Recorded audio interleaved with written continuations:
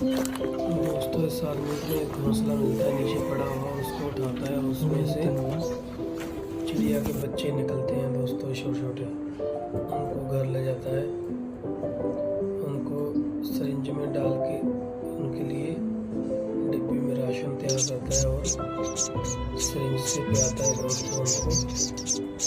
और धीरे धीरे करके ये इसी को ही अपना, इसी सिरिंज को ही और इस आदमी को अपना माता पिता मानते हैं और धीरे धीरे बड़े हो जाते हैं दोस्तों और एक बढ़िया चिड़िया में तब्दील हो जाते हैं।